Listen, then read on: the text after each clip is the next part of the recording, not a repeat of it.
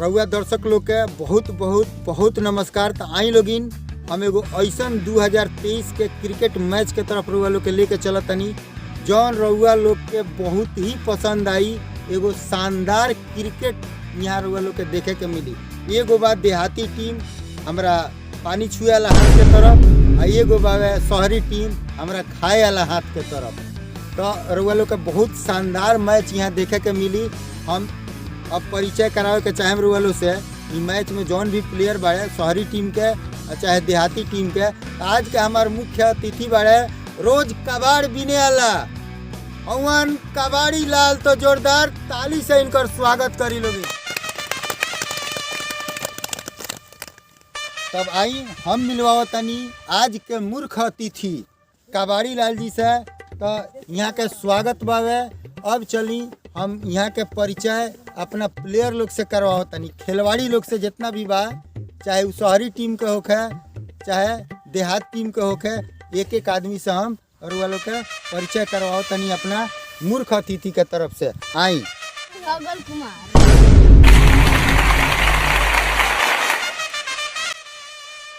गाजा घीचन कुमार,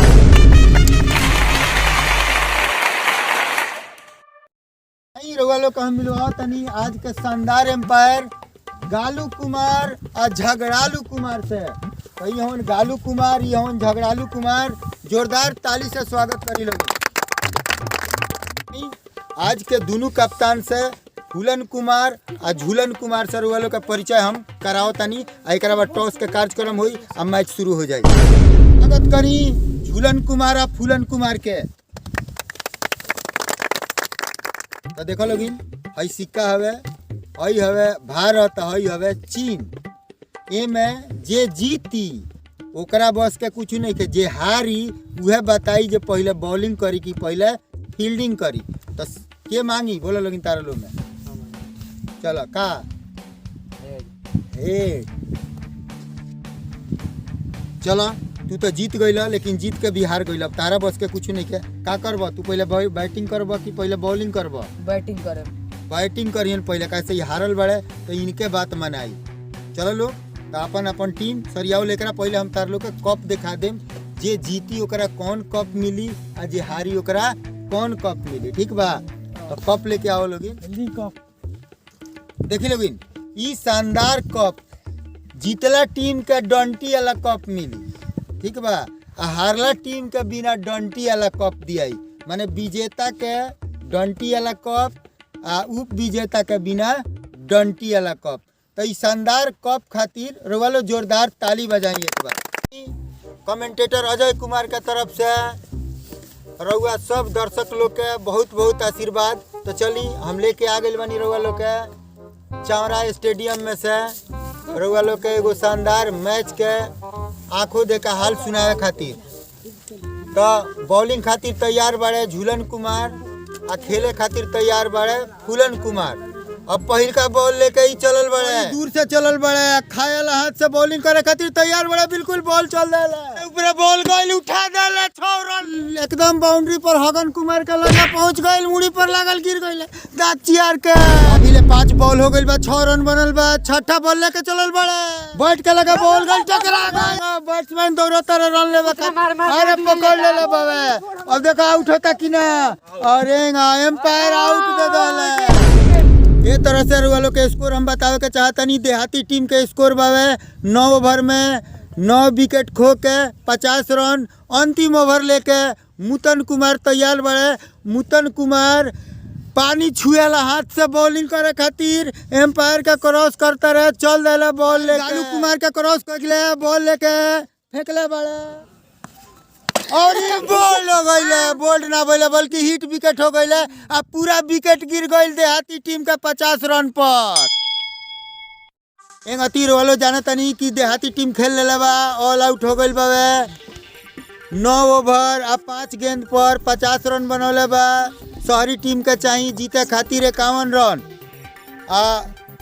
फूलन कुमार उतरल बड़े बैटिंग करे खातिर, एक तरफ हगन कुमार उतरल बड़े बॉलिंग करे खातिर। मुतन कुमार बिल्कुल तैयार बड़े।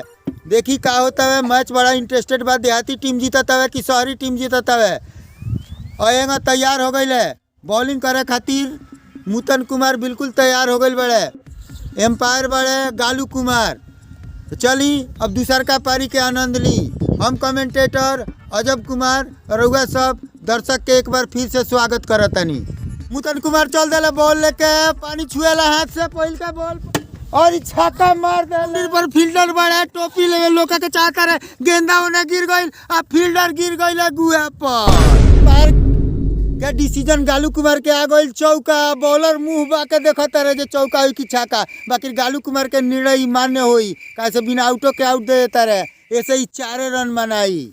दूसर को बॉल पर छक्का हो गई, तीसर को बॉल लगे यो छक्का हो गई, बड़ा लंबा छक्का गइल बा। उसका बॉल पर का होता यो छक्का हो गई। 4 गो बॉल हो गइल बा, पहिल का बॉल पर चौका लगल रहा आ लगातार 3 गो बॉल पर 3 गो छक्का लगल बा। एम्पायर के डिसीजन छक्का, अभी ले तक गालू कुमार ठीके ठाक एम्पायरी करावता रहे। अब देखी 5वां बॉल पर 6ठा बॉल पर का होता, अब एको विकेट नहीं खे गिरा और 22 रन हो गइल बा 5वां बॉल और एगो छक्का मार देले तो लगातार 4 गो छक्का।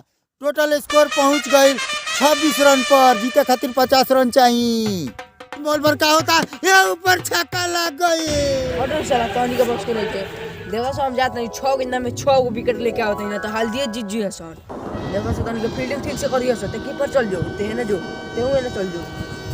टीम का कप्तान फूलन कुमार काफी टेंशन में बाड़े, अभी ले 34 रन बन गइल बा पहिल के ओवर में। देखा जे का करत रहे, देहाती टीम जीतता कि शहरी टीम जीतता, बिल्कुल टेंशन में बाड़े, तैयार बाड़े बॉलिंग करे खातिर। आई देखिए अपने ओवर में का बगल से निकल रहा है, बॉल फेंकले बड़े आइन कर गिल्ली उधिया गइल, गिल्ली गिर गइल नीचे, आउट हो गइल। तो पहिल का बॉल पर विकेट मिल गई, बॉल लेके चले फिर भी गिर गइल गिल्ली, आउट हो गइल। तो 2 बॉल पर 2 विकेट, मैच में बड़ा मजा आई। बॉल पर का होता गिलिया पर लागल, गिल्ली गिर गइल, यो आउट हो गइल। तो 3 बॉल पर 3 विकेट, मैच में बड़ा मजा आई। बॉल पर 3 विकेट गिर गइल बा। चौथा बैट्समैन कैल बड़े झोरन कुमार, देखा तनी जे का करता रहे, चौथा बॉल लेके फेंकले गिर गइल, चौथा विकेट गिर गइल। मैच काफी इंटरेस्टेड पोजीशन में पहुंच गइल बा। काफी निराश बड़े शहरी टीम के कप्तान झोलन कुमार, लेके चल बड़े बानर उतर बड़े खेले खातिर। चलो 5वां बॉल फेंक देले, आई बोल्ड हो गइल तो 5 विकेट गिर गइल। बड़ा कंडीशन खराब हो गइल शहरी टीम के। तयंगती देहाती टीम का कप्तान तहलका मचा दिले बड़े, 5 बॉल पर 5 गो विकेट ले ले बड़े आ 6ठा बॉल लेके तैयार बड़े। मैच में बड़ा इंटरेस्ट आ गइल बा। भेवन कुमार बड़े बैटिंग पर और देखा तनी 6ठा बॉल लेके चलल बड़े, फेंकले आएगा बॉल हो गइल, गिली गिर गइल, हैट्रिका ले लेला हैट्रिका। मैच काफी इंटरेस्टेड दौर में पहुंच गइल बावे। देहाती टीम का कप्तान तहलका मचैले बड़े, अभी ले 9 विकेट ले ले बड़े। अंतिम ओवर ही हवे, 9 विकेट गिर गइल बा, कुल 40 रन बनल बा, जीते खातिर 51 रन चाहिए। लेकिन उनियों का कप्तान और बड़े, दुनिया के कप्तान तहलका मचौले बड़े। देखा तनी का होता, मैदान करेला हाथ से बॉलिंग करे चलल बड़े, लेके चल बॉल, ओने के कप्तान तैयार बड़े। आएगा देखी का होता है, एम्पायर का पार कैले आई छक्का मार देले। मैच काफी इंटरेस्टेड दौर में पहुंच गई। अब जीते खातिर चाहिए मात्र 5 रन, 5 गेंदा पर 5 रन। देखा तनी कौन कप्तान जीतता रहे, कौन टीम जीतता, देहात के की टीम की शहरी टीम। टीम के कप्तान के बॉल पर छक्का लगल बा, एकदम गुस्सा में बड़े, जीते खातिर 5 रन चाहिए 5 बॉल पर। ऊ कप्तान शहरी टीम के झूलन कुमार तैयार बड़े और फूलन कुमार बॉलिंग लेके तैयार बड़े। काफी टेंशन देखे के मिलत हवे, जितना भी दर्शक बड़े एकदम बेचैन बड़े, कौन टीम जीतता।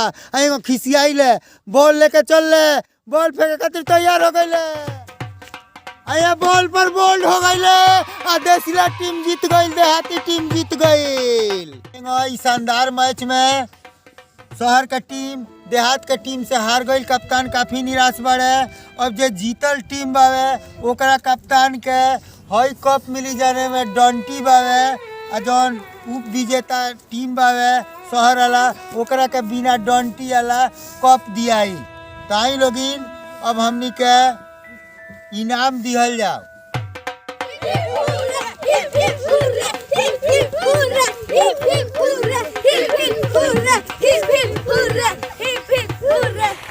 अब हमनी के मूर्ख अतिथि जे रहला कबाड़ी लाल, ऊ जौन टीम हारल बा ओकरा कप्तान के बिना डंटी वाला कप दिहन। तो जोरदार स्वागत करी हारल टीम के कप्तान झूलन कुमार के।